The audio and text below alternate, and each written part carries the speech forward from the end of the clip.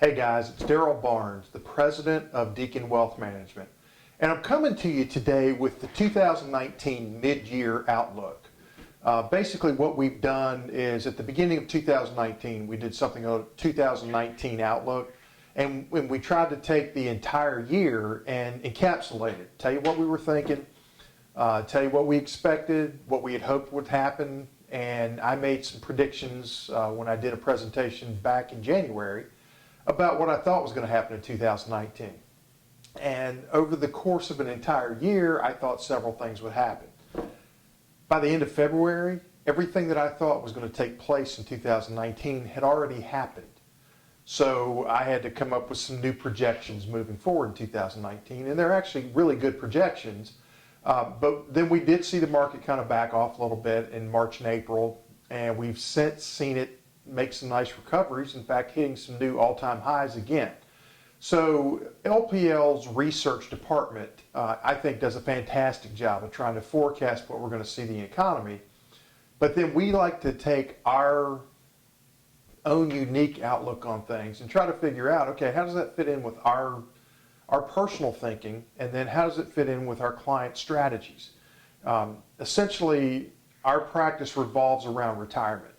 And what retirement is all about is creating sustainable cash flows that never run away. They never go away, they never run away. Some of the balances in the accounts can go down from time to time, but the goal is to actually try to keep it as stable as we possibly can while still creating some growth to try to beat the inflation effects and tax effects that may be out there. So this is going to be more in the form of a newscast than anything else. I think it's appropriate given the fact that we just had the 50th anniversary of the landing of Apollo 11 on the moon. I thought that was a great achievement, but I got to see Walter Cronkite quite a bit. And he was known as the voice of America, the voice of reason. And the thing that I really liked about Walter Cronkite was, regardless of what his personal views were on a particular subject, he would tell you what the news was. Hey, this is what happened. And then he would allow you to actually create your own opinion regarding the news. And I think we've lost that in today's news, 24-hour news cycles. And I don't care if you are staunchly conservative, staunchly liberal, somewhere in between. It's difficult to find somebody who's just going to give you the news. They're not going to give you an opinion. I'm going to give you a little bit of an opinion with regard to what I see economically, so there will be a little bit of an editorial bent to what I'm talking about. But essentially what I'm trying to do is to tell you what the news is with regard to the financial markets, and then allow you to work with us to figure out, okay, what makes the most sense? How can we take advantage of what's going on in the economy? So let's first talk about 2019, where we are right now. And essentially we have made some nice gains in the marketplace. The inflationary pressures on the economy are essentially under control. We do have a few things that bear watching, one being the international trade programs that we have. The tariffs are a portion of that, a part of that, large part of that. And I can tell you, as an economist, I think tariffs are a lousy way to do business. All they tend to do is increase costs for everybody involved.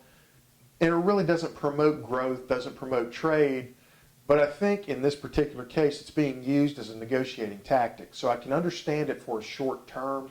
I can't understand it as a long-term economic strategy. And I'm hoping that cooler heads will prevail on the world stage with regard to that. That's my personal opinion on it. What is happening is actually the tariffs are having some effect overseas, in that it's affecting trade in foreign countries more so than it's affecting trade in the United States, which makes the United States a little bit stronger on the world stage, which is frankly probably a good thing if you're an American. If you're not an American, you probably don't like it. If you think that we're fleshing our muscles around the world and we shouldn't be doing that, I'd probably have a little bit of a disagreement with you, because to have a strong economy, is actually a pretty good strategy in terms of overall politics. If you are the leader in the room, people typically don't push you around too much. And essentially what President Trump's thought process or his stated thought process is to make America great again, which is to make America strong again. And if that is the number one goal of his administration, I think he's on his way. You may not like the man, you may not like his style, but you got to admit that he's been pretty effective. And he's actually been great for our marketplace. He's been great for small businesses. I think the deregulation that he's engaged in has really helped out quite a few folks. I'll tell you where I do think he's falling down is I don't think they're addressing health care the way that they should. It's still a huge drag on the economy. It's still a very touchy subject for most people. It's affected many of our lives, including mine. So without further ado, those are just kind of the table setting stakes. The market's doing pretty well. The fiscal stimulus, okay, nobody's really talking too much about the fiscal stimulus, but that's essentially what the tax changes were, allowing more folks to have more money in their pocket to make individual decisions with regard to what they're going to buy. It's actually had a positive effect in the marketplace. A lot of folks that were used to getting tax refunds got a smaller tax refund, and they got a little upset about that. The reason that they got a little upset about that is because they didn't realize the effect that they were having getting that additional money over time versus getting the lump sum payment of a refund. It can go either way. You can either love it or hate it, or you might not have any feelings about it. But it's tended to kind of be looked at a little bit negatively by the folks that typically receive tax refunds. With regard to money moving through the economy, there's an economic concept called the velocity of money. And essentially, the more money that you have flowing through the economy increases the velocity of money. And that helps to create a vibrant economy. It's almost like blood flowing through your veins. Money flowing through the economy is very similar to blood flowing through your veins. And the more simply and strongly it flows, the better off we all are. So that is working. The fiscal stimulus is working. And I'm going to put these slides up on this presentation as well. I don't intend this to take a long time. I am talking a little bit too much though. So let's talk about the trade deficit. Our trade deficit is actually narrowing a bit, but our budget deficit is increasing like crazy. At the end of the day, the budget deficit is creating a huge debt impact in the United States. And at some point, that piper is going to need to be paid. So I think what we're going to need to be trying to focus on, and this starts at home, is to try to get your politicians to understand we don't need more spending and we don't need more taxing. What we need is a reduction in spending as much as we can possibly do it so that we can take the current income that's coming in, and essentially we're going to have a little more income coming in as the economy continues to improve. More people making more money, they end up paying more taxes over time. So that tends to lower budget deficits. But we have to rein in Congress's spending, guys. I don't know another way to say that. And again, I don't care if you're Democrat or Republican, it all operates the same. This is all our money in the United States. All right, so if we're looking at the economy, we're actually looking at GDP in the United States to be about 3% in 2019, which is actually a fairly sustainable number. And we're looking for developed countries outside of the United States to be somewhere in the neighborhood of about 1.8%. And then emerging markets are going to be at 4.5%. So those overall marketplaces, while it sounds like you want to be in the emerging marketplace because it's growing faster than anywhere else, you have to take into consideration there's a little bit more risk with regard to emerging markets than there are in developed markets. Some of those are just evolutionary risks of economies growing and countries growing. So just be aware of that. Our productivity is improving like crazy.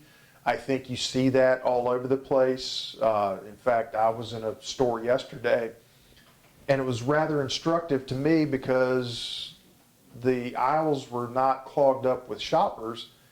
They were clogged up with employees shopping for people that were placing online orders and really clogging up the aisles. I was kind of surprised by that. Then when I got out to the spot where I needed to check out, there used to be 27 or 28 different checkout lines. Well, there may be 27 or 28, but they are not designed to be run by checkout clerks or cashiers. There are only 6 or 7 of those. The remainder were all robotic, do-it-yourself types of scenarios. So that's where productivity is stepping in and kind of lessening the impact of physical labor. So that's something I think we need to pay attention to. As productivity increases, it's typically due to increases in technological advances. Some technological advances are good, some are not necessarily that great. I actually made a joke with the person as I was checking out, because I prefer to deal with people. I said, this is kind of an interesting change you guys are going through. Yes, sir, it sure is. And I said, well, how long will it be before you guys, before they try to replace you?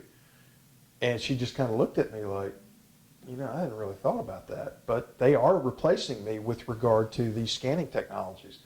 So, let's just kind of take advantage of the productivity as it increases before it starts to negatively impact things. All right, the yield curve. We haven't talked about the R word for quite some time, the R word being recession. But recession is typically forecast by inversions of the yield curve for bonds. And basically when we're looking at an inverted yield curve, it means that the higher rates, the lower maturities are higher than the longer maturities with regard to their interest rates. I think the Fed kind of overreached a bit at the end of last year when they continued to raise rates.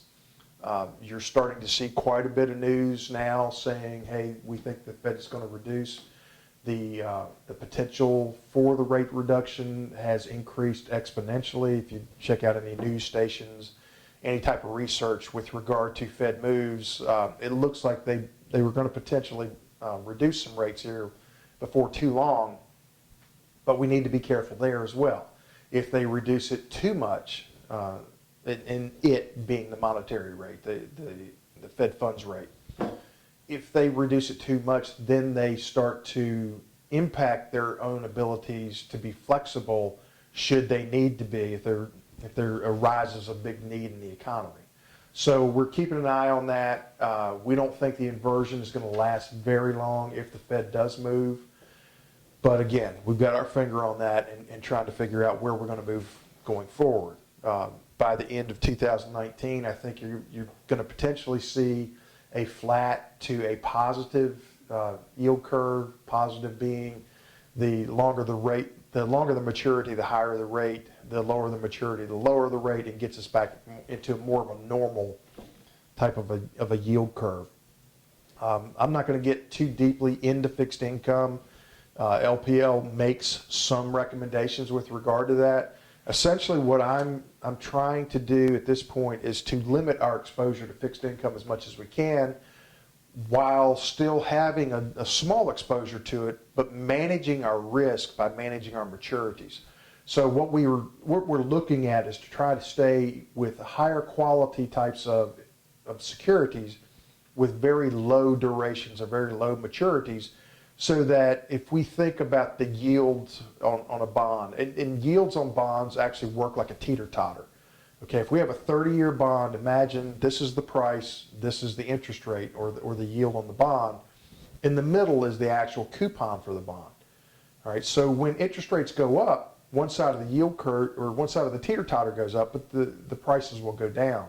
If the prices go up, the yields go down. And what we've had over the last, probably 12 years, is we've seen a decrease in interest rates and an increase in prices, which has really inflated the performance in the bond marketplace. Well, what's going to happen at some point is interest rates are going to rise back up. when we have a long amount of leverage, 30-year leverage, we see dramatic swings on either side.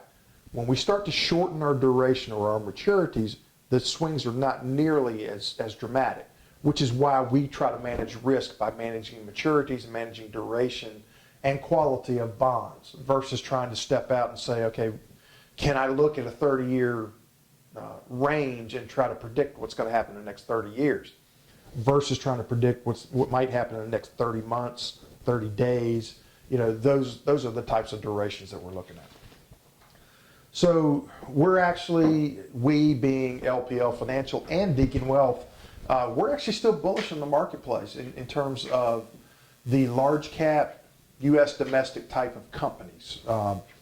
LPL actually recommends that we have a market weighting in the United States, that we underweight in developed international countries, and to try to overweight a little bit in the emerging markets. At Deacon Wealth, we're a little more conservative than that. We do like a little bit of exposure to the emerging markets just because we think that creates a little bit of growth opportunity for us. At the same time, we try to limit that risk, so our exposure is not that great. We do believe in U.S. large caps. The LPL research department is also promoting the small caps as well, where we're finding quite a bit of alpha or gains in the market. We're actually seeing it in the mid cap space. We have some investments in our portfolios that have performed handsomely. So, you know, if you have questions on that, please feel free to call us. And again, you can always call us at 540-371-8585, or you can check out what I'm thinking about on the web. You can get our website, www.deaconwealth.com. That's just a shameless plug there in the middle of this video. The research has also indicated that we need to be underweight growth and a little overweight value. We've been saying that for quite some time, we being research analysts, that sort of thing. We're still seeing a fair amount of growth in the growth arena. So please don't poo-poo that. Don't try to walk away from growth thinking, oh, well, everything needs to get a value at this point. With the productivity gains that I was talking about earlier, those are typically growthier-oriented companies that take advantage of that. So keep that in mind. And again, you can pick my brain anytime. It's slim pickings, I can tell you that. And I think that 2019 is going to continue to be a very good year. It's actually, you know, if the second half mimics the first half, I'll be surprised. I think the second half our returns are going to be a little more muted. I think our political discourse is going to get a little more heated. I'm really kind of surprised at what I'm seeing out there with regard to different folks taking different stances. Again, what we're trying to do at our firm is to try to improve people's lives. Frankly, that should be the goal of our politicians as well. You would think that they would try to have some meetings of the mind to try to come together and make the country a little bit stronger. But what we're seeing is a little more divisiveness. I'm sadly shocked at how little politicians understand basic economics and historical data. I mean, they don't understand history. Happy to do it. I've been doing this for a very long time, and I'm a big believer in doing things well and helping people with all of your tools and talents. And to talk about this in more detail, give us a call, 540-371-8585, or contact us on the web at www.deaconwealth, that's DeaconWealth.com. And we'll be happy to help you out. We appreciate you taking the time to check out this mid-year outlook. We have additional resources available at your need. You know, should you need them, go check them out on our website or call us. We're happy to help you. Thank you. Have a great day. Take care.